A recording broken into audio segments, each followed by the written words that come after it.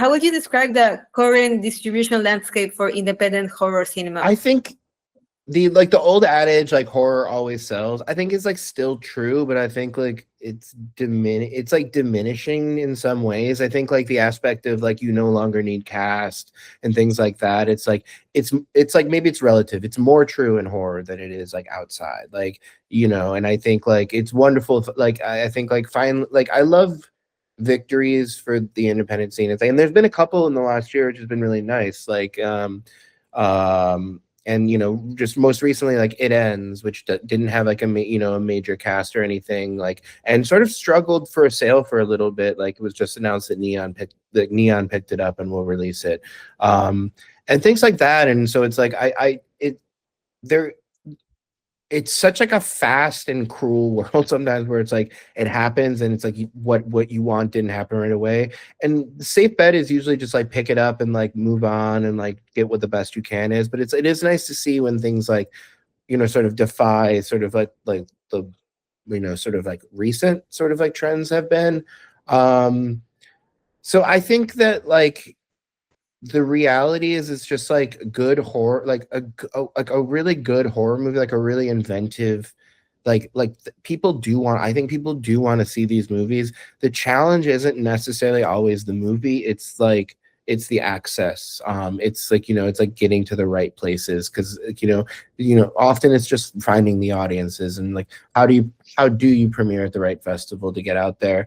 And so it's like, again, this is where I think like wonderfully like genre comes in, because it's like we have a second, you know, we do have our second sort of A-list festival cycle. So if you don't get the Sundance, Cannes, Tribeca, you know, Venice, Toronto sort of kick thing, South by Southwest, you can get, you know, sort of Fantastic Fest, Fantasia, Sitges, and a wealth, honestly, and you can play, especially if it's timed right, you can play 50 to 80 sort of festivals. So there's the support is there.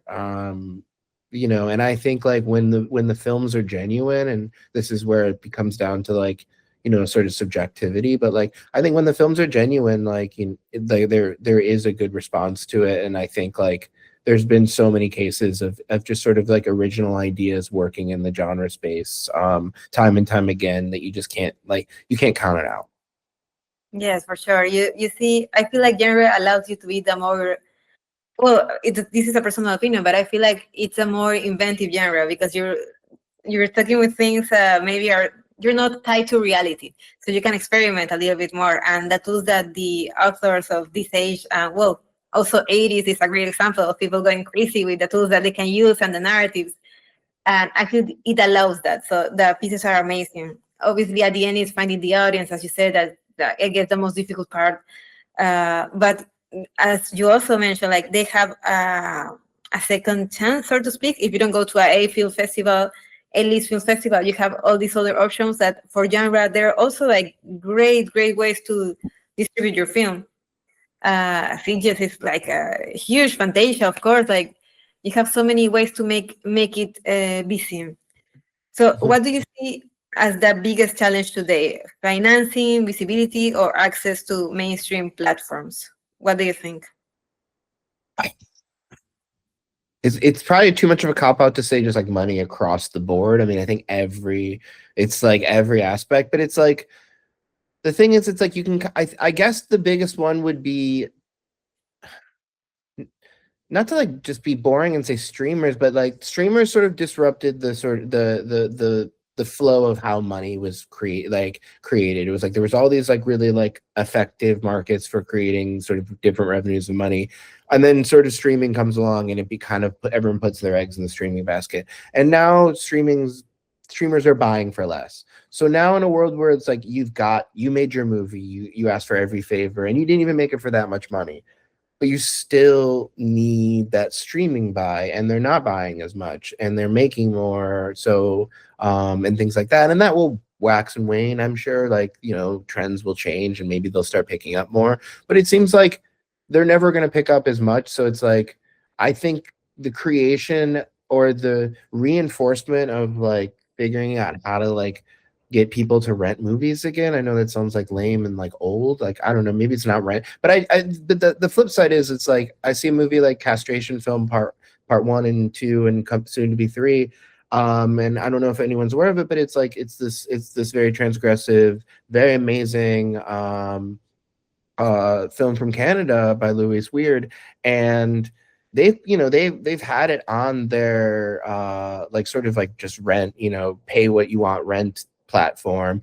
And I think like the classic form of like getting someone to go on iTunes or Amazon to rent something, that might be hard for younger people. I mean, it's not a habit. I mean, I'll be honest, like I try to do it more and I don't even do it that much either. And I know how much more beneficial it is. Like I'll buy a Blu-ray or something or see it in theaters, and then I'll be stubborn otherwise. So I think like figuring out how to just make like exciting new ways of getting people to basically do the same. I mean, like I do think film distribution is just reinventing the same idea over and over again in different ways that make people think it's exciting. So I think like really spectacle based theatrical hijinks. I think like the sort of Hundreds of Beavers guys figured it out better than anyone. I mean, they had a special movie that you can't really replicate a million times, but part of the special aspect is like Kurt Ravenwood, who was one of the producers and also like marketing guy, and the ingenious of the movie itself, and like all of these things culminating and really just like grassroots. Like it's just always going to be a lot of work. It's like never like I think like business tends to want to automate itself, and I think like it's just too chaotic of an industry. It's like if you really want to be an independent and be successful, it's like it changes so much. It stays the same and it also changes so much. So it's just like you got to figure out the same way of making like a new way of making the same thing kind of thing seem cool over and over again. So that is challenging, I think. And you need good movies for it. So, but there's a lot of good movies out there, and there's like no end to that. Yeah, of course there are amazing films. And going back to what you say about owning like a physical piece of the movies, I feel like there's a movement for that right now. Like people are. Yeah, I think there definitely is. I think the biggest market is rep. So it's like if you have like a 70s like Giallo, or like even on like the Criterion side, if you have like sort of like a sleek sort of like European art house film or something with a new restoration, like those will make the highest profit margins. But we started dabbling into the Blu-ray market thanks to partners at OCN and Vinegar Syndrome. And our sort of approach has always been like, let's just try to model that idea, but then put it towards like films from the last like 20 years that don't usually get rep treatment. So I think it's there. I think it's a niche market, but also like hopefully it's a niche market that grows steadily enough. Like hopefully it's like a vinyl trend without the sort of influx of like record day sort of things or whatever. But like hopefully there's a niche enough market. Like I've sort of never been of the mindset that like independent film is necessarily like a jumping stone to mainstream cinema. Like I'm happy like working in independent cinema. I love independent cinema. I would love to see truly independent like avenues of like films making money for themselves. Like that's the difficult thing about going digital is like even if you have a distribution company, they're still going through like iTunes and Amazon. They're still going through major platforms that are giving less attention to small distribution companies. Netflix is still buying obviously less from smaller companies than they are from bigger libraries and things like that. It's just, even if it's not intentional, it's practical, and it makes sense from when giant companies own so much of the infrastructure. So theatrical and physical media are obviously two parts of the industry that I think independent cinema can do pretty well, and has done well. So it's just it's figuring out the other stuff that is challenging. Yeah, I agree. I mean, also like as you said, like independent shouldn't be necessarily a medium to something else. It could be valid by its own. Like there's also right. I mean, it used to be like regional cinema in America, and like sort of like things like that, or sort of like national versus like sort of like non-national cinema in other countries. It's like it used to just be sort of, I feel like, understood, or like the VHS boom that just like it's like you worked in your medium, and I think that still does exist. I think you can look at like maybe like vertical directors or like Hallmark film directors or things like who work on those movies like that. I think that maybe does still exist in some forms in some ways, but it's also like I think like perhaps part of this is also that like indie genre has been sort of swallowed into mainstream. It's like a good and a bad thing. It's like, you know, has always been sort of swallowed into mainstream, like, you know, and we just don't have the VHS sort of like avenue revenues of money to like have as healthy of an independent,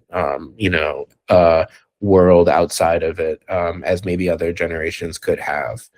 So yeah, just figuring out like how to, you know, what is the VHS boom for indie? So like how, like, what is that? It probably does. It might not exist. I don't know. It's like probably relies on technology, but hopefully not. Yeah, hopefully no. We will see. I feel like we're in the middle of some changes where technological changes are going very fast. So maybe there is a similar thing that will protect independent films, but we don't know it just yet. Yeah. But I mean, Avon has been sort of the best blessing, I would say, but it seems that like there's like there seems to be like a likely, like I can't fully supplant it, but it's like things like Tubi and like a wealth of other platforms, and Tubi's going more global, and so it's like those have definitely helped. But yeah.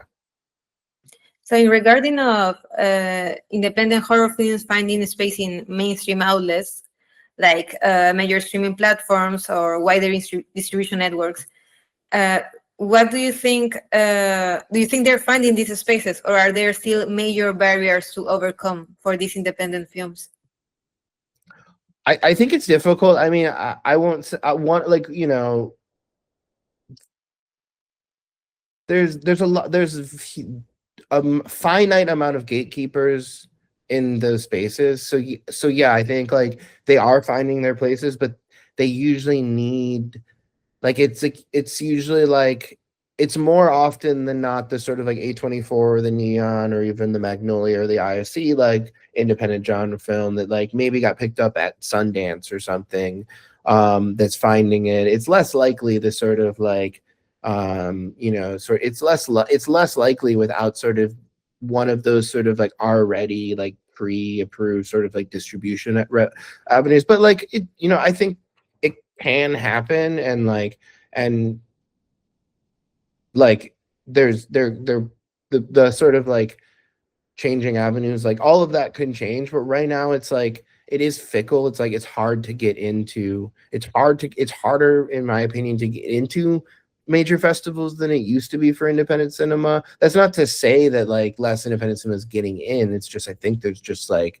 you know, it's like there's just a lot of films. There's so much being made out there, and a lot of it is really good, like I said. So, and there's, you know, there's a certain amount of like nepotism or something that's always going to exist in any structure too. So it's like, you know, everyone works with people over and over again. They like working with them. They can kind of rely on them. So you gotta understand that like the less sort of connections you have, the harder it is. Like I do sort of believe in like if you have a good movie, it'll find its audience, but it's like that there's levels to that, and like how quickly it'll find its audience and how much audience it will find. Like, you know, I think it's just sadly not enough. Like there's so yeah, I think that's why you mentioned earlier, like, you know, going to Cannes and seeing everyone come together, like, and again, like going back to like why festivals are so important. It's like every level of festival begins this sort of like growing connection, and you can look at it sort of like negatively, like on the nepotism side, if you want to be like opportunistic. I don't think that works for people very well.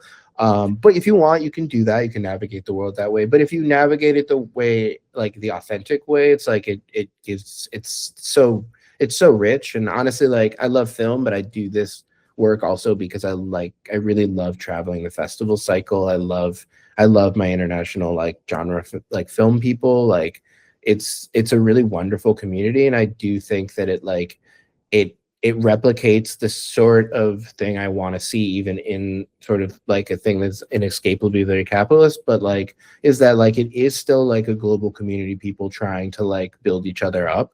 And I generally love that. So it's like that exists. The people are out there. Like just have to find them, and generally it means like going to the closest festival you can. Like even your local festival will have like, the best local festival you have will have sort of like interesting people in your small community, and your small community will only grow your larger community out, and open you up to like new opportunities you didn't know. So it I guess to answer, like, yeah, it's super challenging, but at least we do have so much more than so many, like I think like the niche communities are great, because like when you're niche, there also means there's a lot of other niche people out there that like want to support you. Like, Completely agree. I feel like when you have the, of course, this is not ideal, but when you have economic strengths in your project, like usually that's when people get the most creative, because you have to solve either way you want to make the film.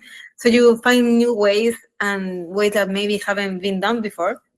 And again, you do find a community. I see like so many filmmakers and film producers that found themselves going to local communities to watch the film because that's what they were talking about, and they found this embrace from those communities that is beautiful. And you're like, yeah, that's the point. No? Why are you making films? Of course you want to, it's a business and you want to get a return of your investment, of course, but it's also the passionate part that and people, not only as an author, but people who love films, that you want to connect with a community that understands what you're saying and identify themselves with it. And that's beautiful. That's the amazing part of cinema.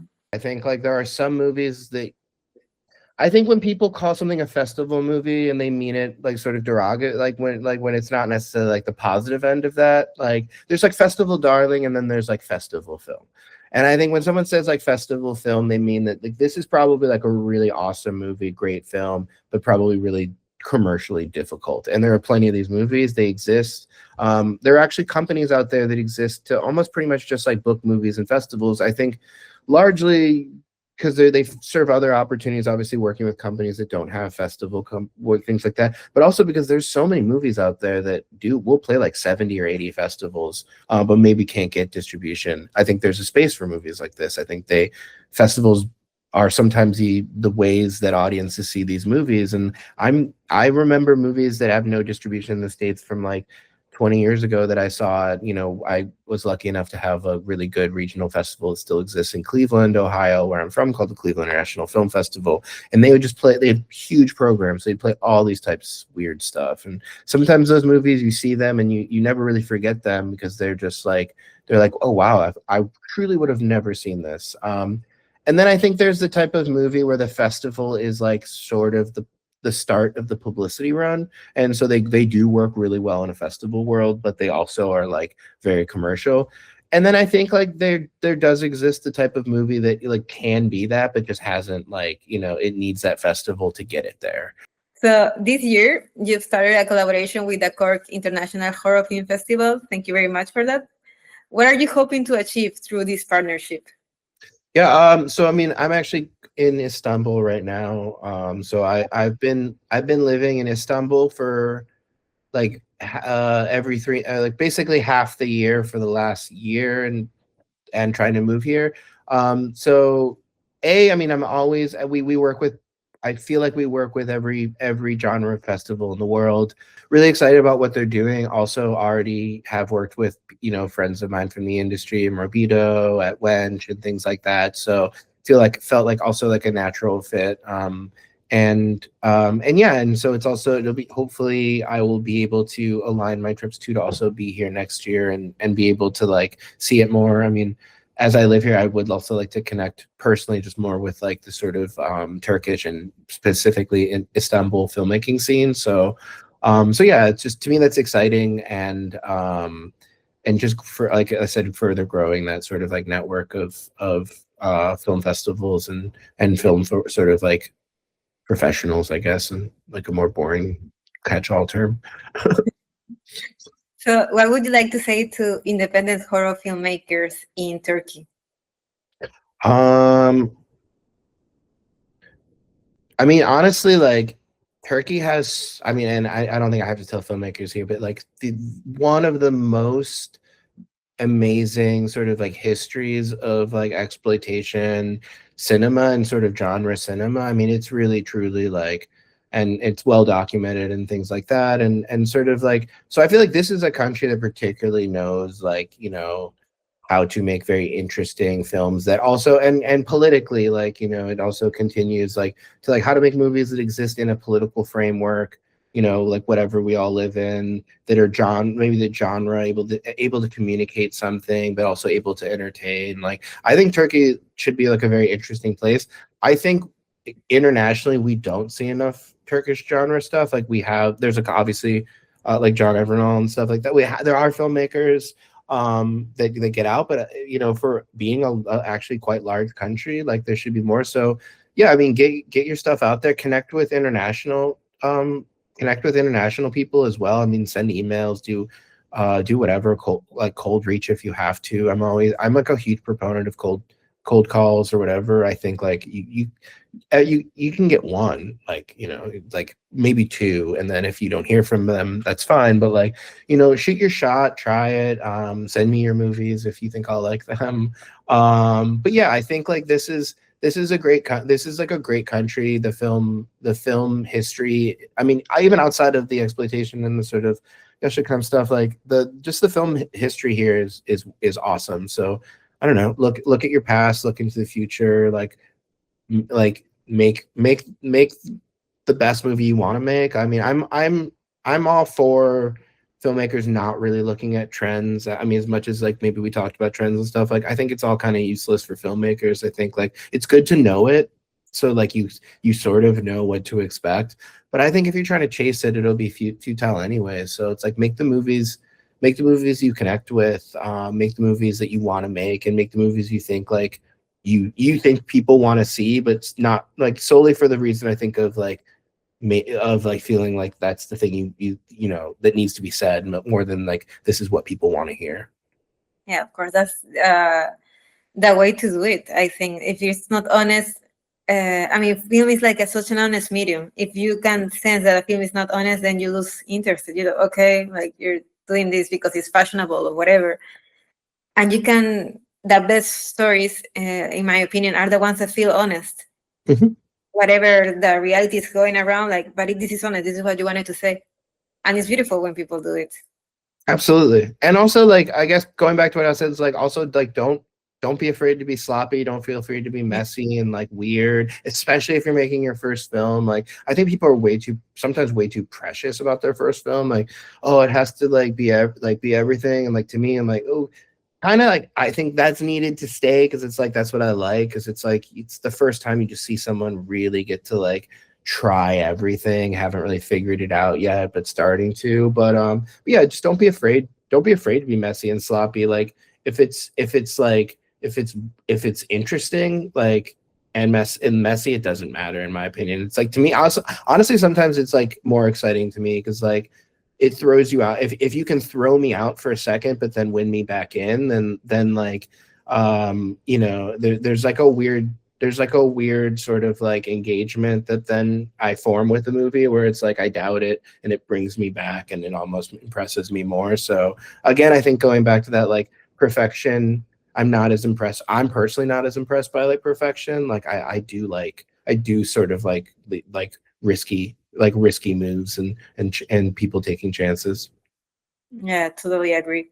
So for a director who wants to see their film reach an international distribution, what do you think is the first and most important step? So often world premiere, like, as much as I hate it, it's like world premiere is usually is really important for international. So if you really want to like launch international, I think like who is the most practical festival that I think would actually play me, and like figure out like what your movie is and figure out what kind of films. I mean, like largely, like if you're genre, and like let's assume our audience is mostly genre, like the genre festivals generally play like everything in the genre space, but some don't. Like some are very specifically only horror, and those and some are less like only horror. So it's like figure out exactly what your movie is, be very crucial about it, figure out what festivals you are, and try to start with the biggest down. And then and figure out what your scheduling is, because there's also like on the flip side, genre festivals, your biggest your biggest like activity is going to be like September until like January, until like December. Like there's so many festivals in that period, and they exist throughout the other parts of the world too, especially some very important ones.